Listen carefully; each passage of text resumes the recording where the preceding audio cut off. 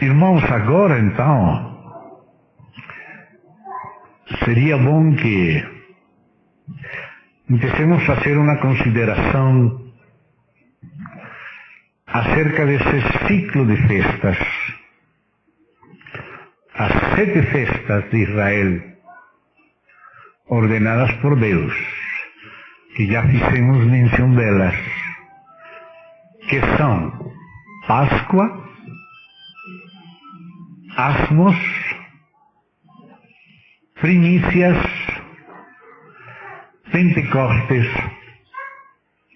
Yom Kippur, ou expiação, no dia do perdão, e Sukkot, ou cabanas, ou tabernáculos. São 7 festas que, como Paulo nos acaba de ensinar em Colossenses, são figuras de Cristo. As 7 festas são sombra de Cristo. Mas por ser rico Cristo, por se referir à sua plenitude e mostrar os diferentes aspectos de Cristo, por isso Deus escolheu que fossem 7 festas, para que cada uma delas nos mostrasse algo de Cristo, que tem a ver conosco. De cada uma destas 7 festas, nós obtemos um ângulo de Cristo.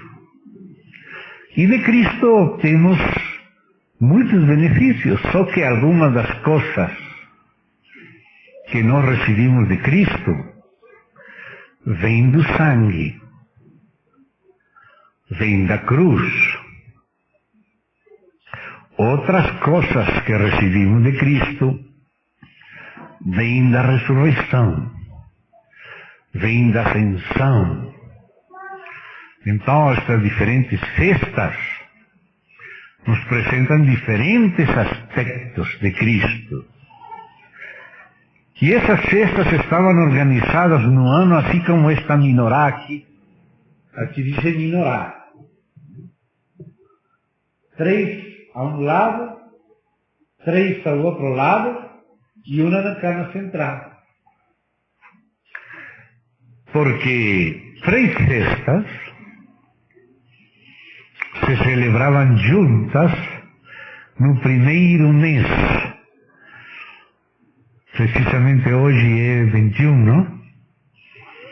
Hoje é 21 de março.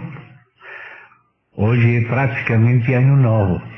O verdadeiro Ano Novo bíblico, o verdadeiro equinócio da elíptica, é hoje, quando o sol se colocou e saiu a primeira estrela. Hoje estamos de Ano Novo. Deus falou que o mês da Páscoa seria o primeiro mês do ano. Êxodo capítulo 12. E esse mês é este mês. Este mês começa agora, dia 21 de março. A Terra dá uma volta ao redor do Sol, mas não é uma circunferência redonda, sino alongada.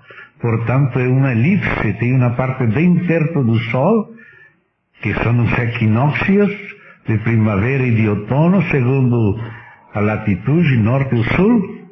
E a parte mais longa é o solstício. Agora estamos aqui em equinócio de outono, mas no hemisfério norte é equinócio de primavera, quando vem a parte mais angosta, a distância mais perto do Sol, e aí começa a se ir alongando até o solstício de inverno, depois volta para o equinócio, volta para o solstício, e o ano cósmico e o ano bíblico, estabelecido por Deus para Israel, coincidem. E Deus disse a eles: para vocês, este é o primeiro mês do ano. Todo começa no mês da Páscoa, no mês chamado de Aviv e também de Nissan. São os 2 nomes que aparecem na Bíblia para este mês, primeiro do ano. Aviv Nissan. E neste mês, 3 festas se celebravam juntas. Eram 3, mas interrelacionadas: Páscoa, Asmos e Primícias. No meio do ano, assim como aquela cana central da menorá, do candeeiro, no meio do ano se celebrava Pentecostes. E depois, no 7º mês, se celebravam também outras 3 festas juntas.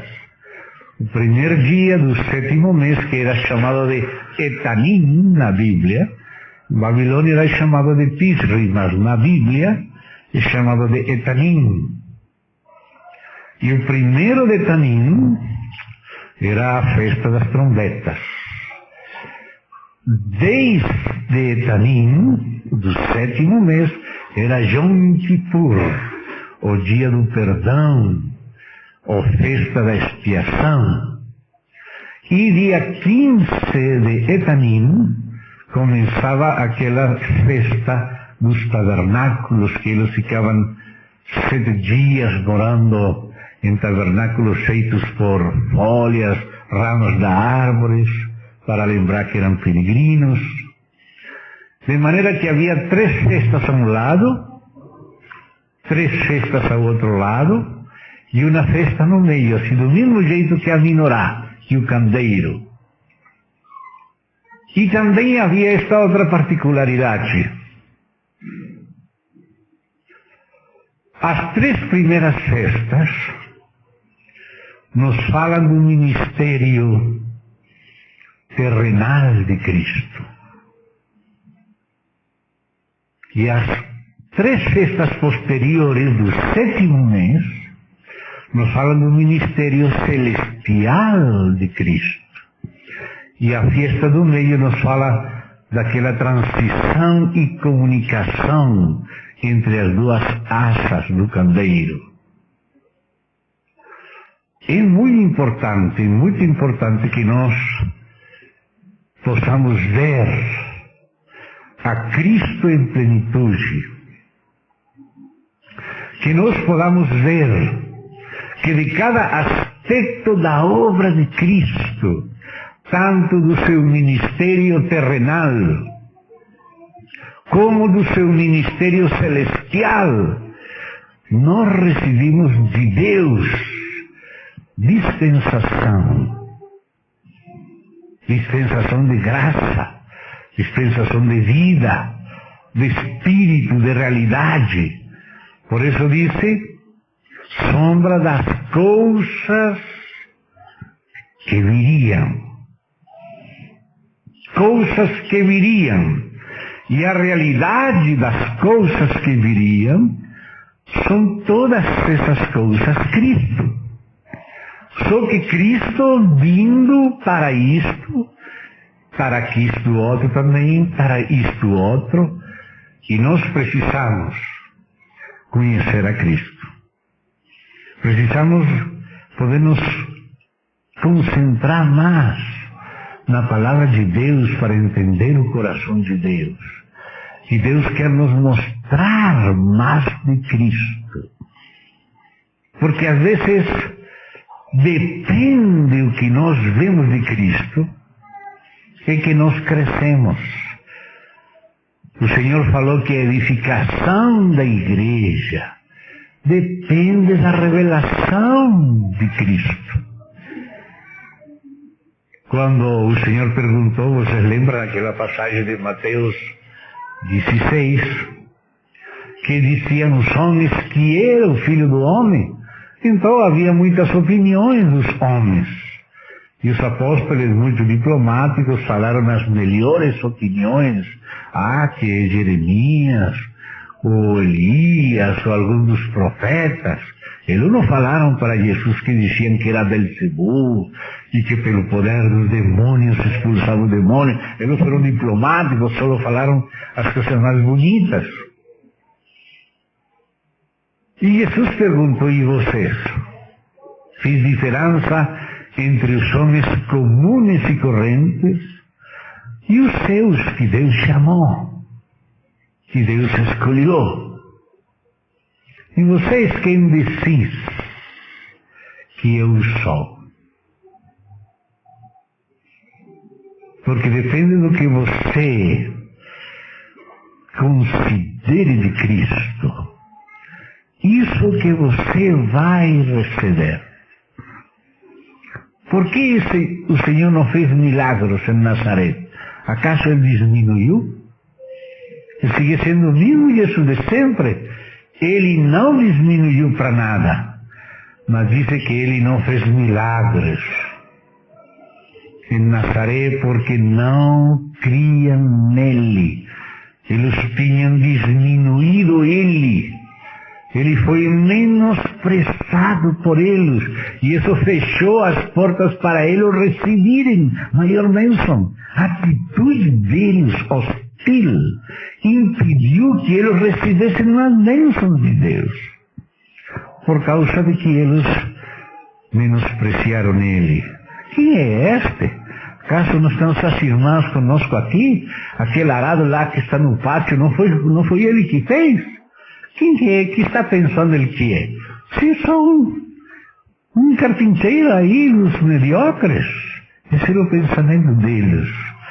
Então, eles fecharam as portas para eles mesmos. Mas Jesus falou assim, e vocês, quem decís que eu sou? Então Pedro, movido por Deus, por revelação de Deus, que abriu os olhos dele como estava prometido, todos os filhos ouvirão a Deus. Disse, tu és o Cristo, o Filho do Deus vivente. E aí Jesus falou, bem-aventurado eres Simão, filho de Jonás, porque não te o revelou carne nem sangue, sino meu Pai que está nos céus. E eu também te digo que tu és Pedro.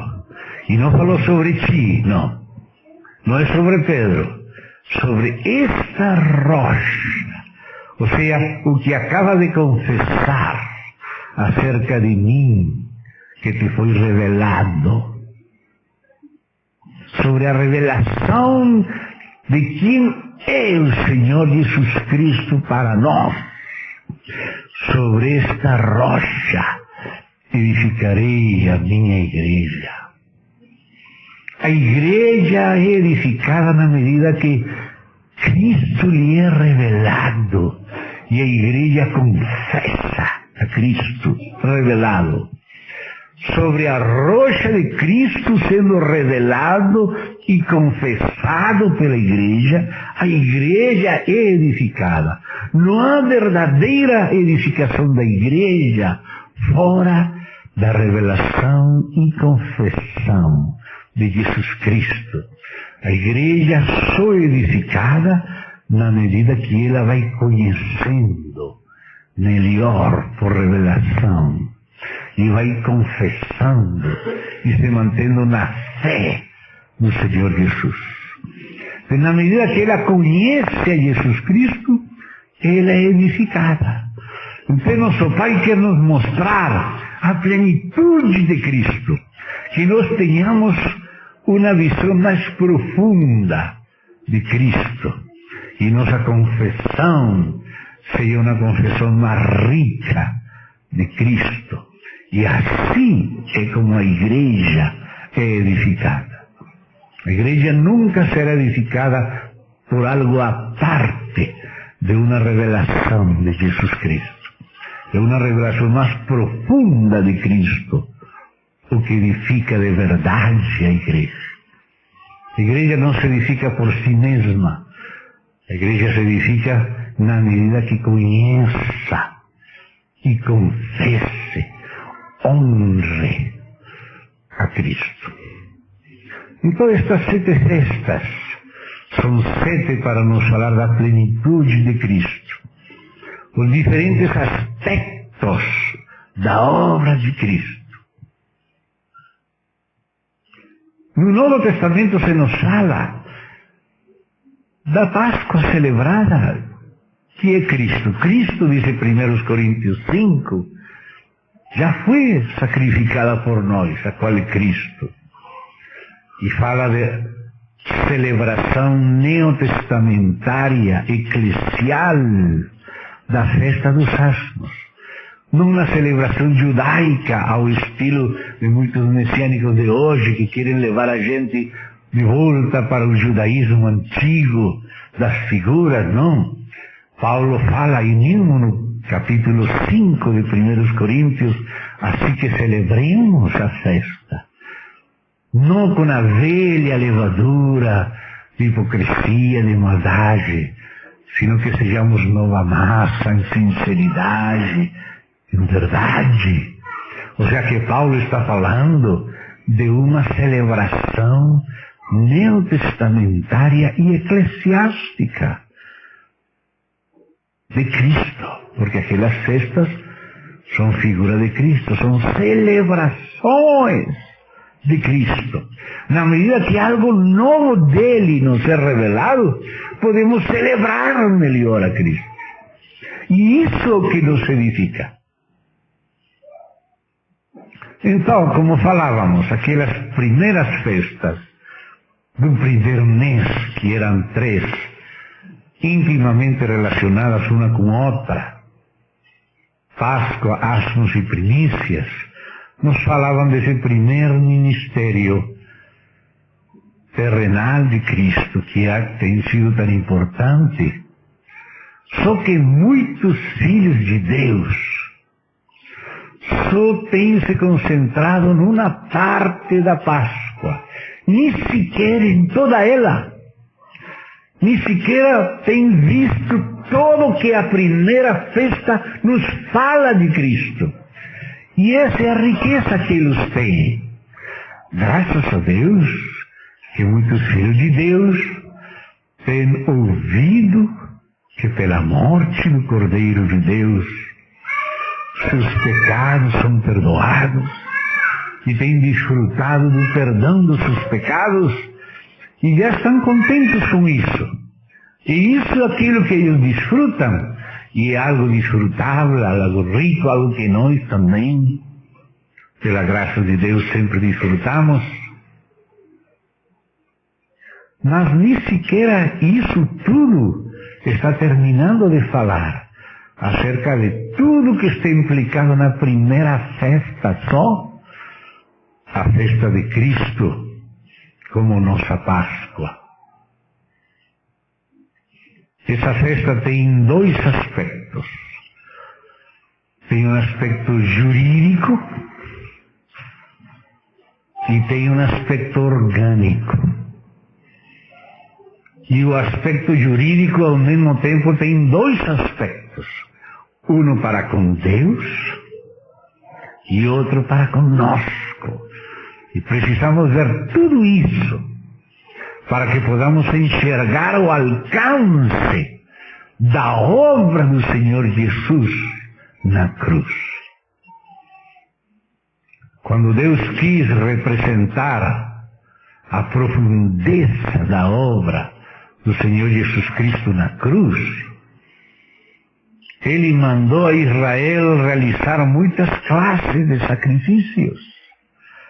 E por isso, quando nós vamos a livros como Levítico, que poderíamos dizer que é um livro de sacrifícios, aí vamos encontrar o holocausto, a oferta pelas transgressões, a oferta pelo pecado, a oferta de paz, a oferta homicida, distintas classes de sacrifícios.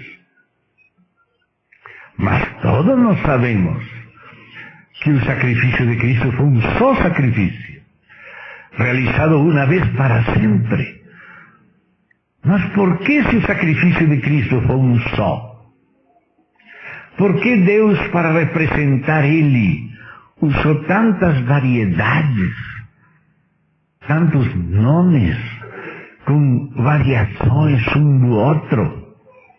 Parece que todo é igual, mas não é igual.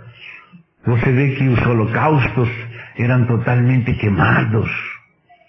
Havia outros sacrifícios no qual o sacerdote comia alguma coisa, e até o próprio povo que trazia o sacrifício ao sacerdote tinha direito a pegar um pedaço daquele animal e levar para casa e comer, ou comer aí com o povo, com o sacerdote, aí perto.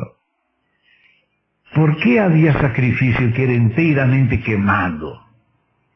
Que o próprio sacerdote não comia nada, que o povo trazia e não comia, somente Deus comia, somente Deus cheirava. Porque às vezes nós esquecemos que a morte de Cristo tinha que vindicar os direitos de Deus e não somente nossas necessidades. Às vezes, na morte de Cristo, nós somente lembramos de nossas necessidades pessoais. Necessitamos ser perdoados, necessitamos ser limpados da mancha do pecado, precisamos ser libertados, reconciliados, justificados. Vimos nossa necessidade. Nós nos esquecemos que nosso pecado afrentou o coração de Deus, ofendeu a santidade de Deus, ofendeu a justiça de Deus, ofendeu a glória de Deus. Por isso, os primeiros sacrifícios que são descritos em Levítico não são aqueles que falam de nossa necessidade. Se não é, você vai a Levítico capítulo 1, você vai, qual é o título aí? Holocaustos. Sacrifício totalmente queimado, para a satisfação de Deus, em cheiro grato a Deus. A primeira coisa que tinha que ser satisfeita por Cristo na cruz era a glória de Deus, a santidade de Deus e a justiça de Deus. Por isso Deus perdoou na base do sacrifício. Porque se Deus perdoasse sem sacrifício, Ele não estaria julgando o pecado. E sua glória e sua santidade não seriam vindicadas, seriam ofendidas e ficariam em impunidade aquelas afrontas. Deus foi afrontado. E por isso, a primeira vista no coração de nosso Senhor Jesus Cristo era satisfazer aquela necessidade de justiça, vindicação de santidade e de glória no coração do Pai.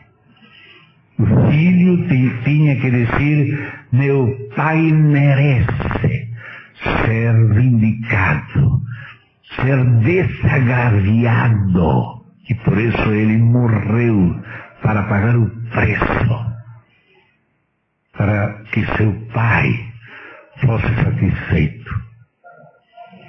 Depois, claro, nós também precisávamos ser expiados, ser perdoados, limpiados, justificados, reconciliados, libertados.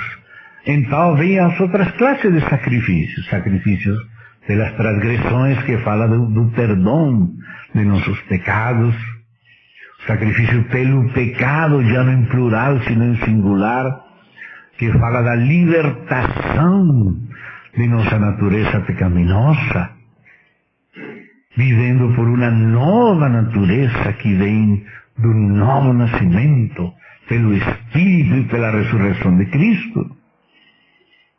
Então a obra do Senhor na cruz era uma obra rica. E a Páscoa começava a mostrar este aspecto da obra de Cristo.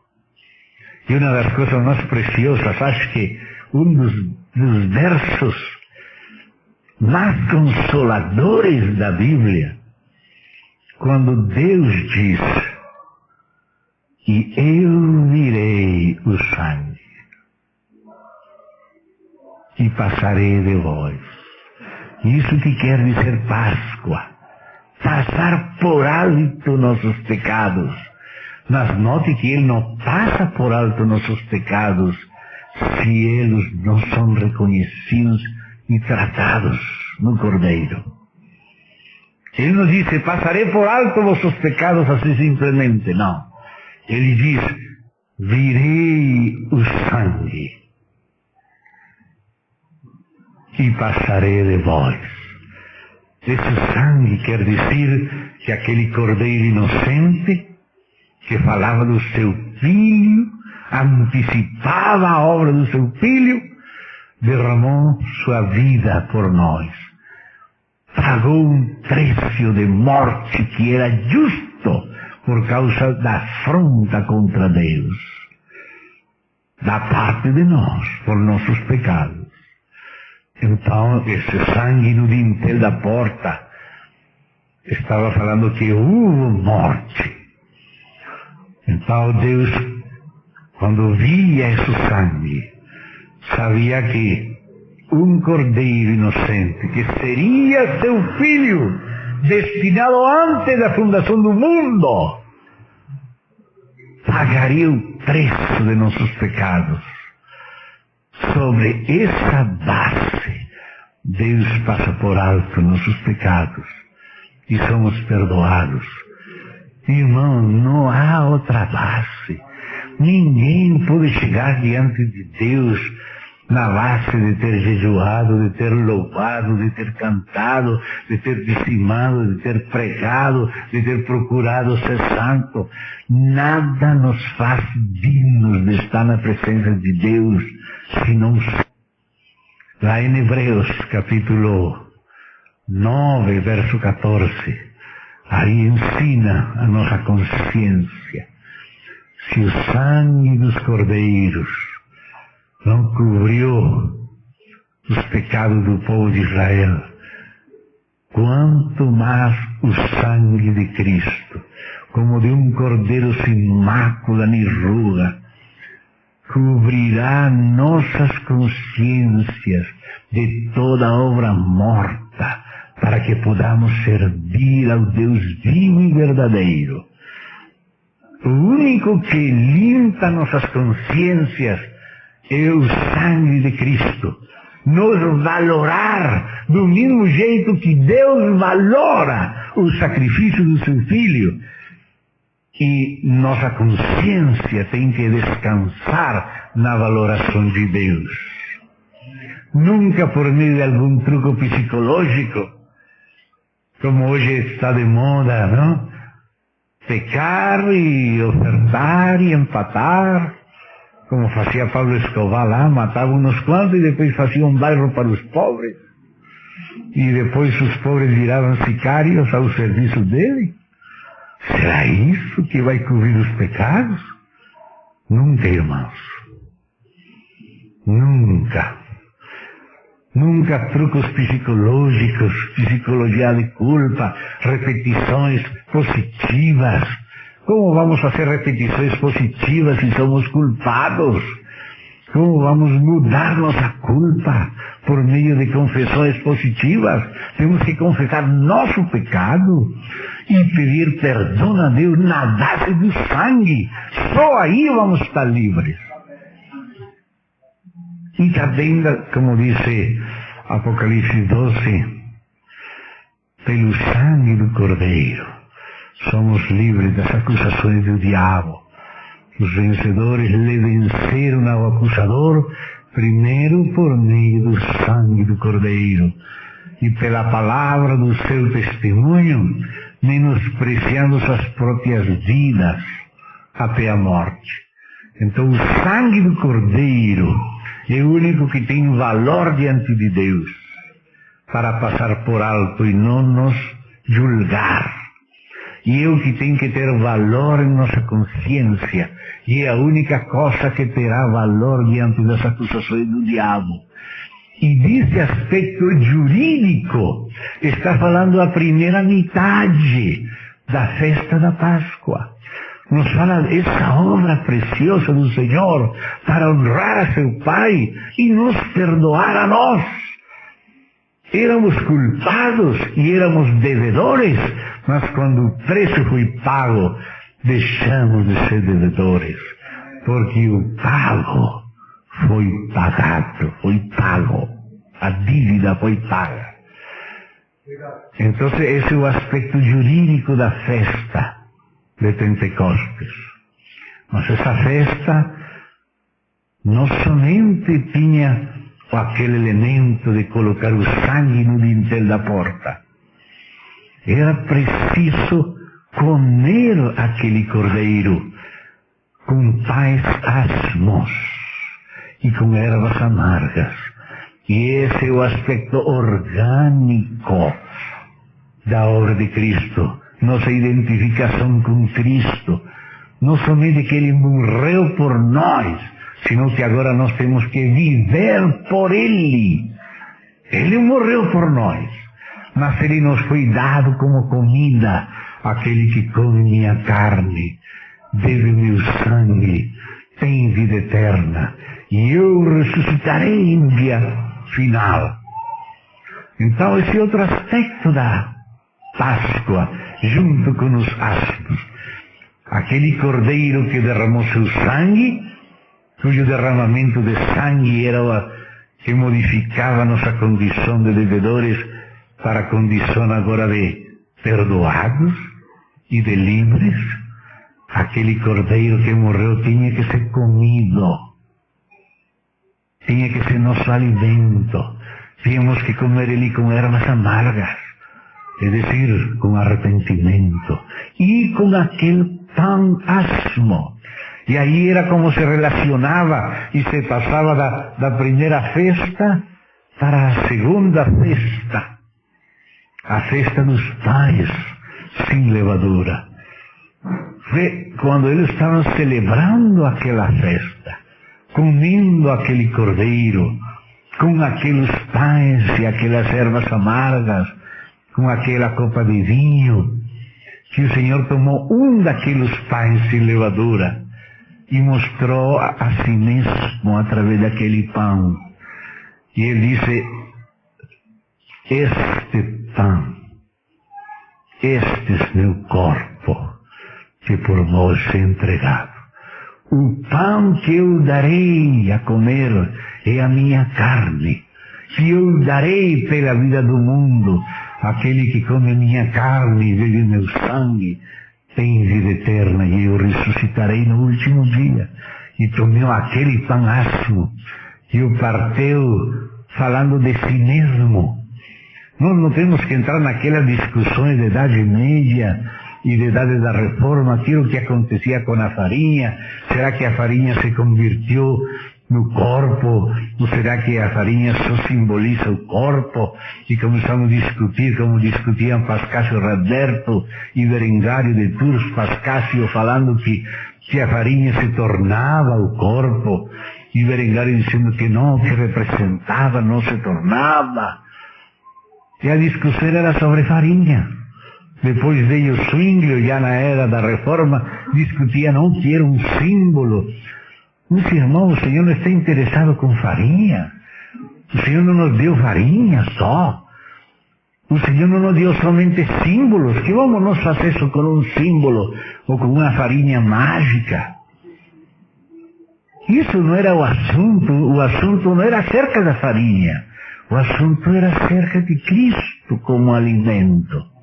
Ele que é o pão, não só que representa, ele não somente nos deu um símbolo, nos deu o simbolizado pelo símbolo.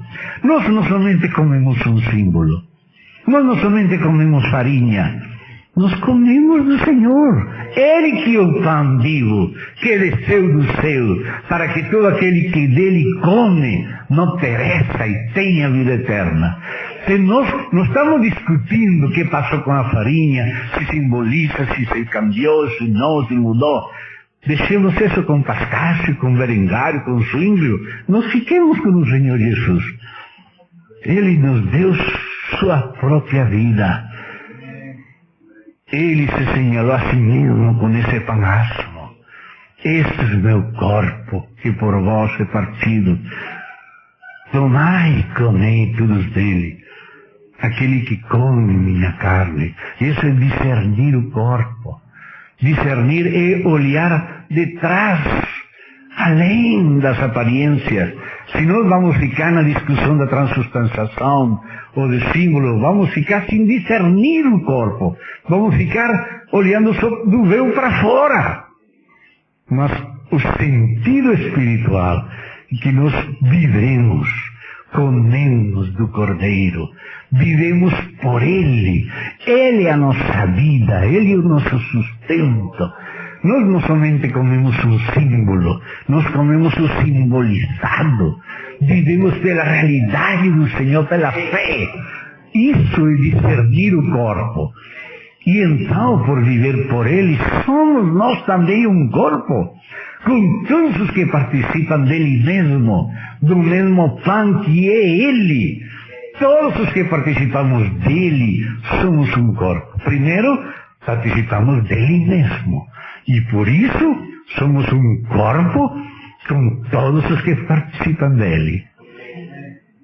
Então, aquele cordeiro comido e aquele pão comido nos apresenta o aspecto orgânico da obra de Cristo.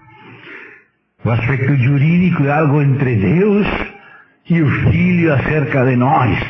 Algo que passa objetivamente no tempo, diante do trono, mas o aspecto orgânico que acontece dentro de nós, que nos muda. Não somente muda nossa posição jurídica, sino que muda nossa disposição para com Deus. Nos compra para viver por meio dele. E por isso era preciso não somente também celebrar os asmos junto com Páscoa, sino primícias. Porque primícia nos fala da ressurreição. Essas 3 festas são explicadas em 1 Coríntios. 1 Coríntios é uma das epístolas antigas. E por isso nela se fala de Cristo como nossa Páscoa. E de nós celebrando a festa das aspas em sinceridade e verdade. E de Cristo sendo as primícias do ressuscitado dentre os mortos. Cristo que é as primícias. Eu sei que alguns podem estar pensando naquele capítulo 15, verso 23, esquecendo-se do verso 20 do mesmo capítulo, onde a tradução de Reina Valera, a tradução de Ferreira de Almeida fala Cristo, vírgula, as primícias, depois os que são de Cristo na sua vinda, logo o fim, quando entregue o reino ao Deus e Pai, como se Cristo fosse por um lado e as primícias forem por outro. Quando você vai ao grego, no grego você não pode fazer esse joguinho. No grego diz aparkenton Christou. A primeira palavra que aparece na ordem de vida da ressurreição é aparken, que quer dizer primícias. No verso 20 diz Cristo, veja comigo por favor, 1 Coríntios capítulo 15, verso 20, mas de fato Cristo ressuscitou dentre os mortos, sendo Ele as primícias dos que dormem. Estamos vendo em Colossenses que todas as 7 festas falam dele, de Cristo. Portanto, primícias é o outro aspecto de Cristo.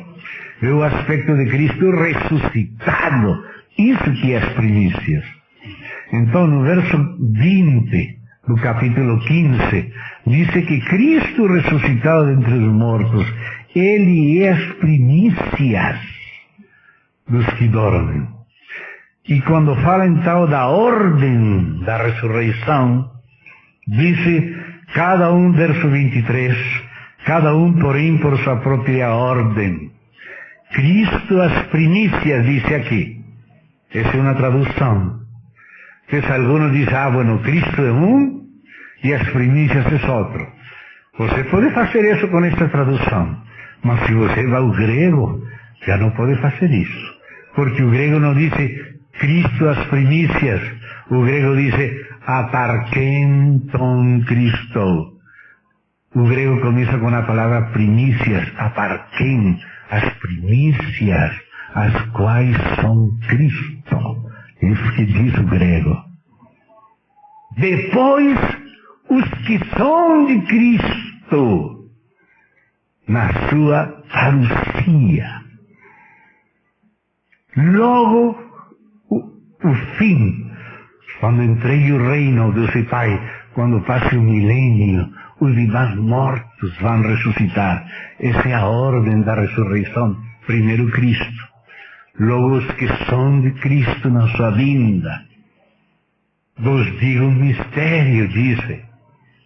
Não todos dormiremos, mas todos, não alguns, todos seremos transformados num momento, não em dois, não em três, não em 5, não em 7 momentos. Todos seremos transformados num momento. E esse momento não será muito longo, com muitos espaços, não. Num abrir e fechar de olhos, na final trombeta. Não precederemos os que dormem. Disse Cristo, disse Paulo, disse o Espírito. Não precederemos os que dormem. Os mortos em Cristo ressuscitarão primeiro. E logo nós seremos arrebatados juntamente com eles para receber o Senhor no ar. O 16º, diz Paulo, em palavra do Senhor. Então a festa das primícias nos fala desse aspecto de Cristo ressuscitado que aparece aqui em Levítico 23, se vocês querem ler comigo. Levítico 23.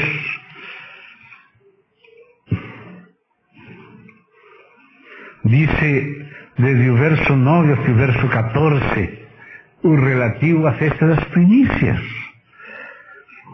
Dice mais Yahvé a Moisés: fala os filhos de Israel e disse-lhes: quando entrardes na terra que vos dou, e cegardes a sua messe, essa terra é a plenitude de Cristo, cegar a messe é a vida de ressurreição de Cristo.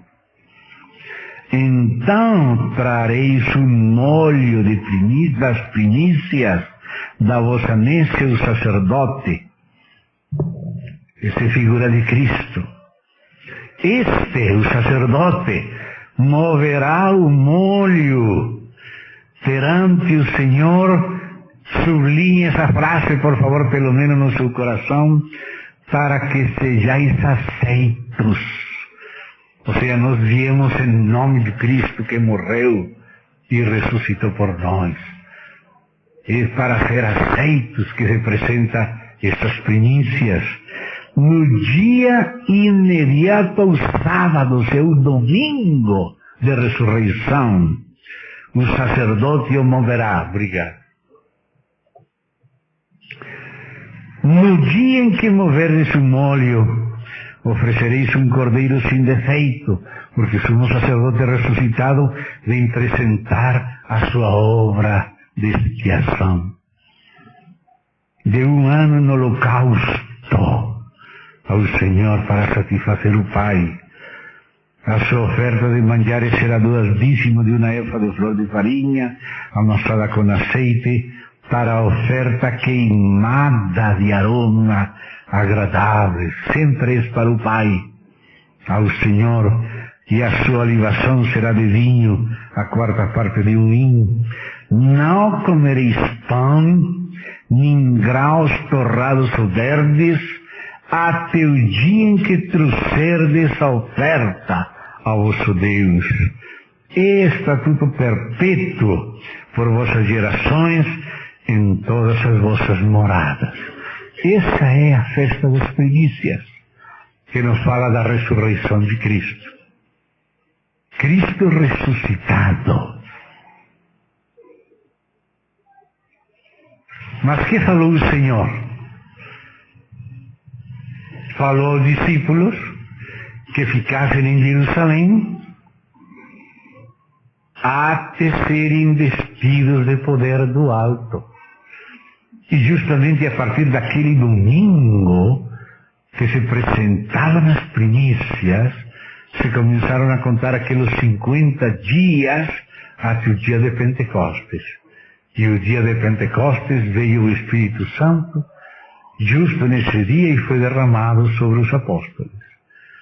Então, Páscoa nos fala de Cristo crucificado, Asmos nos fala de Cristo comungado, primícia nos fala de Cristo ressuscitado, e Pentecostes nos fala de Cristo glorificado, porque ele foi glorificado, então recebeu a promessa do Pai e derramou o Espírito Santo, e agora começou a transição entre o ministério terrenal de Cristo e o ministério celestial, porque ele ascendeu e se sentou à destra do Pai, e agora começam a aparecer novos títulos, e esses títulos falam das realidades do ministério celestial. Tem coisas que nós recebimos pelo sangue, por exemplo, o perdão dos pecados, é pelo sangue. Limpieza da mancha de nossos pecados, é pelo sangue. Libertação, crucifixão do velho homem, é pela cruz. Mas regeneração é pela ressurreição e pelo Espírito. Renovação é pela ressurreição e pelo Espírito. Transformação é pela ressurreição e pelo Espírito. Unidade do corpo de Cristo é pela ressurreição e pelo Espírito. Então tem coisas que provêm da ressurreição e coisas que provêm do ministério terrenal. Algumas provêm do sangue, provêm da cruz ou provêm da ascensão. Nós estamos sentados com Cristo em lugares celestiais. Isso provém da ascensão. Se Ele não ascendisse, não estaríamos sentados com Ele em lugares celestiais. Mas se nós estamos crendo na ressurreição dEle, e estamos unidos a Ele pelo Espírito, então nós também estamos ressuscitados com Ele, sentados com Ele nos lugares celestiais. Então cada aspecto da obra de Cristo, que está señalado por uma ou outra festa ou celebração de algum aspecto da plenitude de Cristo, é um benefício para nós. Mas a partir da ascensão, começam a aparecer certas palavras, às vezes aparecem somente uma vez na Bíblia, mas o significado é muito profundo.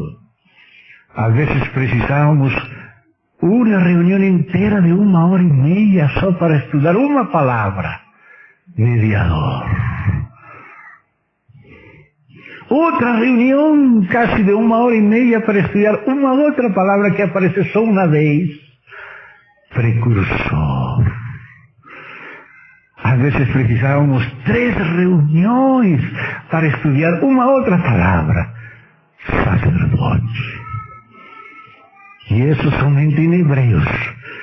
Se vamos ver o aspecto sacerdotal de João 17, nosso irmão Jorge Niquia, da Argentina, durante 10 anos não saiu de João 17 a oração sacerdotal de Cristo. 10 anos pregando, só João 17, cada vez pregava uma coisa nova. Durante 10 anos, irmão, vamos abrir a palavra em João 17. Outra vez, João 17. Cada vez sacava algo novo. Meu irmão, 10 anos pregou só João 17. E cada vez era uma coisa nova. Falando de quê? Da oração sacerdotal de Cristo. Então, os aspectos: mediador, intercessor, precursor, sumo sacerdote, advogado, começam a aparecer agora. Quando você está lendo Hebreus, chega lá no meio de Hebreus, no capítulo 8, verso 1, e diz o autor aos Hebreus assim: o ponto principal do que estamos falando, o que será o principal? Este, que temos tal sumo sacerdote, que traspassou os céus, se sentou à destra do Pai, sendo mais superior que os próprios céus, e começa a declarar quem é o sumo sacerdote. Às vezes nós esquecemos do ministério celestial de Cristo. Nesse aspecto, tem outro aspecto do ministério celestial. Um tem a ver com a festa de Pentecostes, trombetas, Yom Kippur, e outro tem a ver com Sukkot, o cabanas, o tabernáculo, o reino. Essas palavras: mediador, precursor, sumo sacerdote, intercessor, advogado, são realidades de Cristo, que tem a ver com essas primeiras festas do segundo lado do candeeiro. O candeeiro tem aquelas primeiras 3 festas e aquelas 3 últimas festas do 7º mês. Mas depois começam outros aspectos do Cristo ascendido, como cabeça de todo varão, cabeça de todo principado e potestade, cabeça da igreja, cabeça de todas as coisas, Senhor e Cristo, Senhor de senhores, Rei de reis, soberano dos reis da terra, juiz no tribunal de Cristo, juiz das nações, juiz no trono branco. É o mesmo Cristo da cruz, Cordeiro, o Cristo leão. Mas às vezes não temos a vista na totalidade da plenitude de Cristo, esquecemos certos aspectos dele e enfatizamos alguns outros, e não temos o mesmo relacionamento com o leão que com o cordeiro, mas resulta que o cordeiro é o leão e o leão é o cordeiro. O Salvador é o Senhor, e o Senhor é que é Salvador. Nós gostamos de Salvador, mas não de Senhor. Mas Salvador é o Senhor. O advogado vai ser o juiz. Olhai a bondade e a severidade de Deus. E ainda tem outros aspectos lá nesse lado. O tempo é tão curto, irmãos, que só dá para fazer uma menção rápida. Ele é aquele que abre o livro. Ele é aquele que vai fazer estremecer o mundo. Que tudo que vai ser comovido para que só fique o reino incomovível. Quando ele começa a abrir os céus, e começam os cavalos cavalgar, e já começaram a partir da ascensão a cavalgar os cavalos.